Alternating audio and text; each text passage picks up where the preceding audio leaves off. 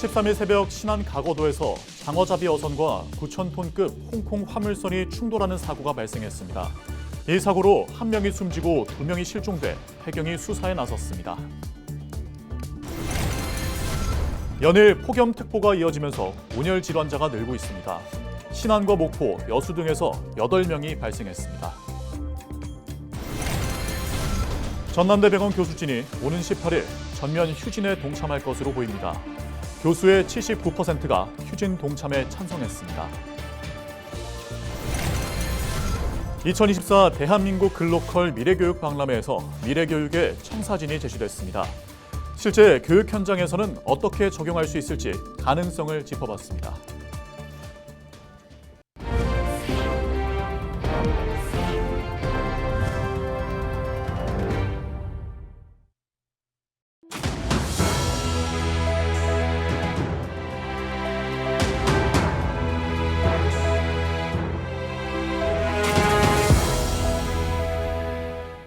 시청자 여러분 안녕하십니까? 헬로TV 전남 뉴스입니다. 전남 신안 가거도 인근 해상에서 통발 어선이 전복되는 사고가 발생해 인명피해로 이어졌습니다.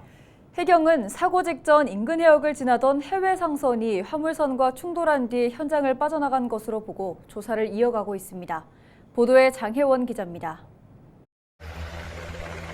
거꾸로 뒤집힌 어선이 바닥을 드러낸 채 바다 위에 떠 있습니다. 해경 구조대원들이 선체에 올라 수색 작업을 벌입니다. 13일 새벽 3시 20분쯤 전남 신안 가거도 북동쪽 약 18km 떨어진 해상에서 조업을 하던 통영선적 통발어선이 전복된 겁니다. 선박에는 한국인 3명과 외국인 6명 등 모두 9명이 타고 있었습니다. 사고 당시 선원 6명은 민간 어선에 의해 구조됐지만 선장 1명은 숨진 채 발견됐습니다. 인도네시아 국적의 선원 2명은 실종된 상태입니다. 04시 16분경 인근 어선에서 전복된 제307 풍성호 주변에서 한국인 2명, 인도네시아인 4명 등 6명을 구조하였고 05시 17분경 또 다른 인근 선박에서 심정지 상태의 선장을 발견하였고 해경은 어선이 전복된 원인을 뺑소니 사고로 추정하고 있습니다. 대형 화물선이 다가오자 경적을 울렸지만 그대로 충돌했다는 선원들의 진술이 있었기 때문입니다. 당시 화물선을 타고 있던 선원들은 진술을 거부하고 있는 것으로 알려졌습니다. 해상교통안전법상 조업 중인 선박하고 항해 중인 선박을 봤을 때는 피항선은 항해 중인 선박이 되는 것입니다. 조업 중인 선박은 유지선이 되는 부분이고 지금 상태로 봐서 진술만 봤을 때는 가해 선박이 피항 의무가 있는 부분입니다. 해경은 뺑소니가 의심되는 만큼 특정 범죄 가중 처벌법을 적용하겠다는 입장. 전복된 어선을 목포로 예인해 정밀 조사를 실시하는 한편 실종자를 찾기 위한 수색 작업을 이어갈 계획입니다. 헬로TV 뉴스 장혜원입니다. 연일 폭염특보가 이어지면서 전남에서 온열 질환자가 발생하고 있습니다. 전남은 지난달 20일부터 지난 11일까지 질병관리청 온열질환 응급실 감시체계에 8명의 온열질환자가 발생한 것으로 집계됐습니다. 온열질환자는 섬이 많아 의료 기반이 열악한 신안에서 3명이 발생했고 목포와 여수, 장성, 영암, 담양에서 각각 1명씩 잇따랐습니다. 광주의 상급 종합병원인 전남대병원 교수진이 전면 휴진에 동참할 것으로 보여 전남 지역의 의료 공백이 우려되고 있습니다. 전남대병원 비상대책위원회는 지난 11일부터 이틀 동안 시행한 설문조사에서 교수 79%가 휴진 동참에 찬성해 오는 18일로 예정된 대한의사협회의 전면 휴진에 참여하겠다고 밝혔습니다. 전남은 전국 광역단체 가운데 유일하게 의대가 없어 2021년의 경우 4명당 3명꼴로 광주나 서울 등 상급 종합병원을 찾은 것으로 나타났습니다. 최근 열린 2024 글로컬 미래교육 박람회에서는 지역을 중심으로 한 미래교육의 청사진이 제시됐습니다. 그 기반에는 국내외 기업들이 개발한 첨단 기술이 있었는데요. 상용화가 시작된 온라인 플랫폼부터 앞으로 교육 현장에 도입될 장비까지 송하영 기자가 살펴봤습니다. 지난달 29일부터 닷새 동안 여수 세계박람회장에서 열린 글로컬 미래교육 박람회. 지방 소멸과 학령 인구 감소 위기 속에서 지자체와 교육계, 기업이 내놓은 새 교육 모델에 호평이 이어졌습니다. 바로 대도시와 지방의 학습 격차를 줄이고 학생 개개인의 역량을 기반으로 한 맞춤형 교육입니다. 사교육 의존도를 낮추고 수준별 학습을 가능케 하는 수단으로는 인공지능 기술이 꼽혔습니다. 대표 사례로는 네이버 클라우드가 대용량의 언어를 이해하고 처리하는 거대 언어 모델을 활용해 개발한 AI 튜터가 꼽힙니다. AI 튜터는 한국어 특화 기술이 탑재돼 자연스러운 답변을 얻을 수 있는 점이 특징입니다. 학생들이 학습 과정에서 발생하는 궁금증을 입력하면 즉시 답변을 얻을 수 있어 보조교사 역할로 활용할 수 있습니다. 잘못된 정보나 허위 정보를 생성하는 할루신 네이션 등을 보완해 내년 초 상용화를 목표하고 있습니다. 이 밖에 교사를 위한 AI 업무 시스템도 공개됐습니다. 경북교육청에 시범 운영되고 있는 학교 지원 종합자료실 AI 지원 서비스는 교무 학사와 교원 인사 등 행정 업무에 필요한 매뉴얼과 서식을 한 번에 제공합니다. 그동안 누리집과 공문 등을 수시로 살피며 행정 업무를 처리해야 했던 불편함이 크게 개선될 전망입니다. 결국은 선생님이 보셔서 저 도구, 에듀테크라는 걸 도구로 어떻게 활용할 건가라는 것을 끊임없이 고민하는 시간이 되지 않을까 이렇게 생각되고 있습니다. 미래교실에 도입될 장비도 눈길을 끌었습니다. 한국에너지공과대학 교수기업이 구현한 인공지능 미래교실에서는 학생 개개인마다 모니터가 구축돼 멀리서도 학습 자료를 공유받을 수 있습니다. 이 과정에서 팀별 학습 내용 결과를 두고 다른 팀과 의견을 주고받을 수 있습니다. 또 인공지능 기술을 통해 수업 중 발생한 각종 데이터가 수집 분석되면서 맞춤형 학습 지원이 가능합니다. 올해 10개 학교에 시범 운영된 뒤 내년부터 확대 보급될 예정입니다. 학생들이 하는 걸 지켜보니까 뭔가 확실히 새롭고 우리나라 사회가 곧 이렇게 바뀔 거구나 하는 놀라움도 느끼게 되었어요. 지역의 한계를 벗어나 공교육의 경쟁력을 높일 미래교육에 대한 기대감이 높아지고 있습니다. 헬로티비 뉴스 송하영입니다.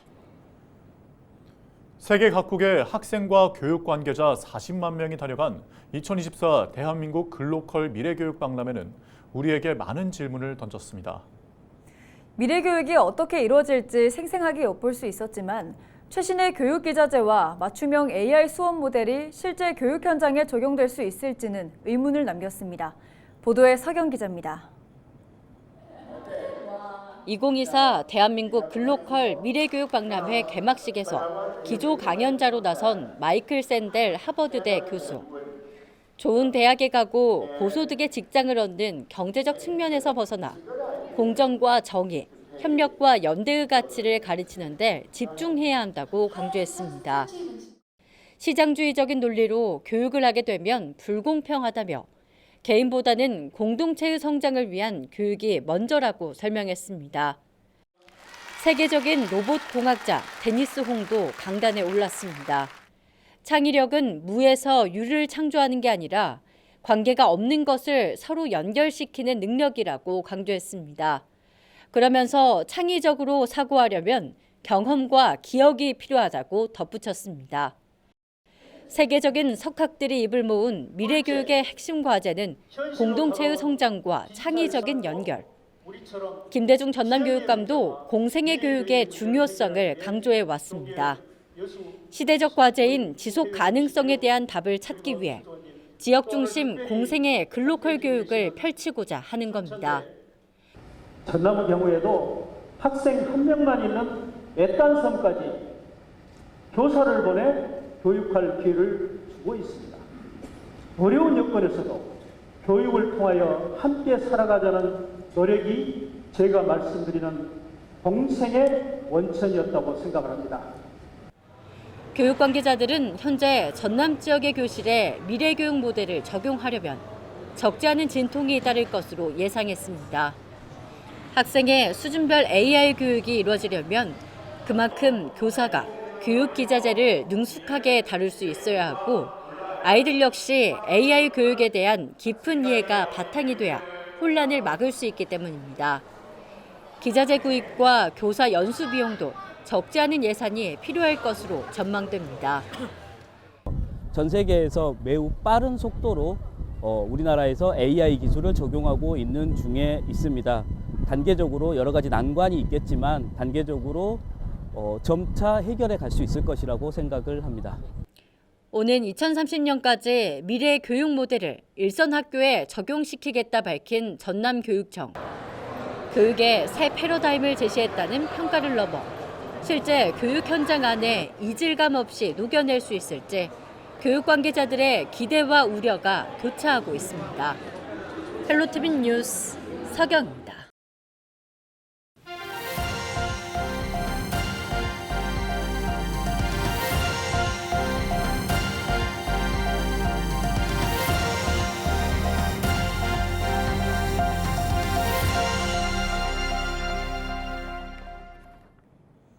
전남교육청이 오는 21일까지 학교폭력 관계회복 분쟁조정 전문가 역량 강화 연수를 진행합니다.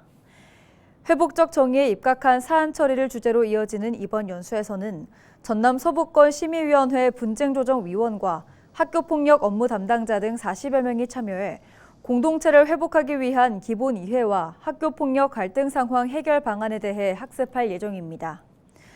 전남교육청은 이번 연수를 통해 관계 회복과 조정에 대한 올바른 인식이 정립될 수 있도록 이끌 방침으로 오는 10월 동부권을 대상으로 추가 연수를 실시할 계획입니다.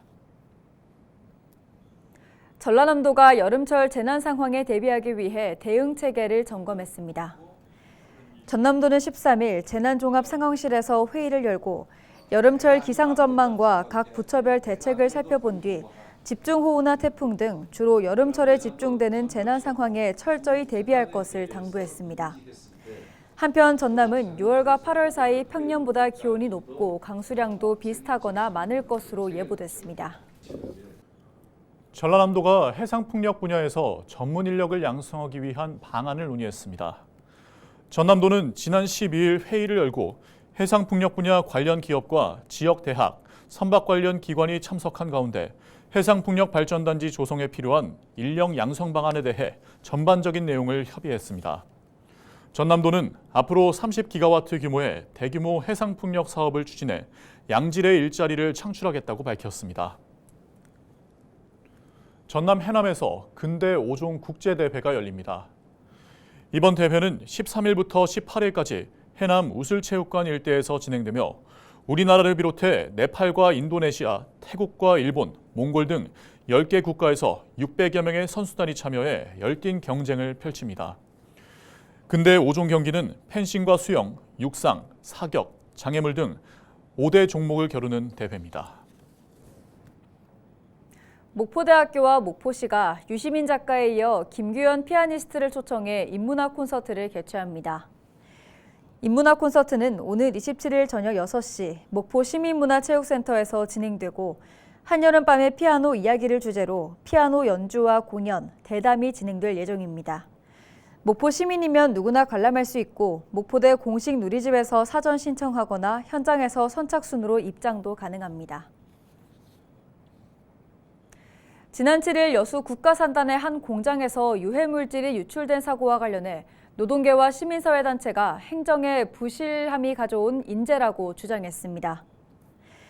민주노총 여수시지부 등 4개 단체는 13일 성명서를 내고 지난 7일 사고 발생 당시 해당 업체가 즉시 지자체와 관리감독기관에 신고해야 함에도 불구하고 4시간 동안 은폐하면서 뒤늦게 노동자들과 인근 주민들이 대피했다고 꼬집었습니다. 또 이후 무리하게 공장 가동을 시도하다 이틀 뒤 화재가 또다시 발생했다며 기업이 노동자의 안전보다 생산을 우선시하고 환경부 등 관계기관도 허술한 대응에 그쳤다고 비판했습니다. 그러면서 해당 업체 책임자의 책임을 묻고 민관 합동조사를 통해 사고 원인을 규명해야 한다고 강조했습니다. 33차 기후변화협약 UN 당사국 총회 유치를 준비하고 있는 여수시가 글로벌 기후에너지 시장협약 기후활동 인증을 획득했습니다. 지방정부의 기후위기 대응을 지원하기 위한 국제협동협의체인 글로벌 기후에너지 시장협약에 지난 2021년부터 회원으로 참여한 여수시는 그동안 기후보호 인식을 강화하고 탄소 중립 실현을 위해 추진한 각종 활동의 성과를 인정받은 것으로 전해졌습니다. 이상으로 뉴스를 마칩니다. 함께해 주신 여러분 고맙습니다.